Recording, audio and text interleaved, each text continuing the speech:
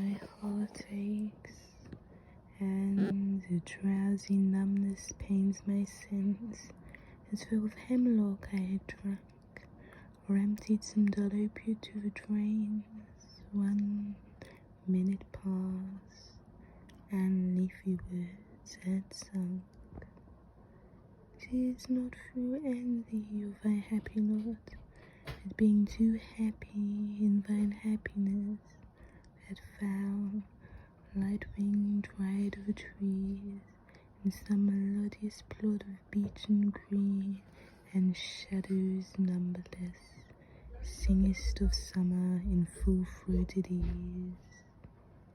Oh, for draught of vintage, that have been good a long age in the deep delved earth, tasting of flora and the country green, dance and provincial song and sunburnt mirth.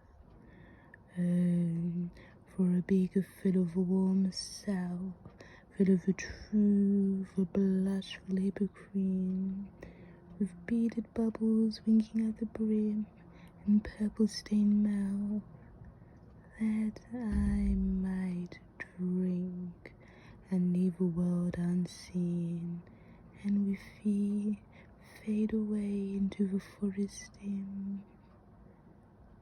Fade far away, dissolve, and quite forget what thou among the leaves hast never known, the weariness, the fever, and the frets here, where men sit and hear each other groan. A palsy shakes a few sad last grey hairs, where youth grows pale and spectre thin and dies, where but to think is to be full of sorrow and leaden-eyed despairs, where beauty cannot keep her lustrous eyes, or new love pine at them beyond tomorrow. Away, away, for I will fly to thee, not charioted by backers and his part, but on the viewless wings of poesy, where the dull brain perplexes and retards.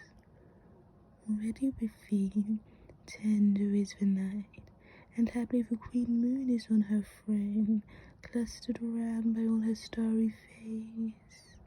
But here there is no light, save what from heaven is with the breezes blown, through verdurous glooms and winding mossy ways.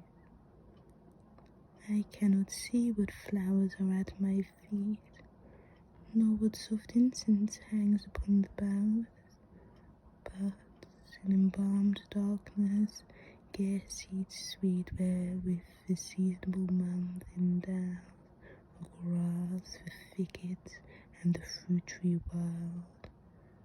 White hawthorn and the pastoral eglantine, fast fading violets covered up in leaves, and mid-May's eldest child, the coming musk rose, full of dewy wine, the merriest haunt of flies in summer eves. Darkling I listen, and for many a time I have been half in love with easeful death, called him soft names in many amused rhyme, to take into the air my quiet breath. Now, more than ever seems it rich to die, to seize upon the midnight with no pain, while thou art pouring forth thy soul abroad in such an ecstasy.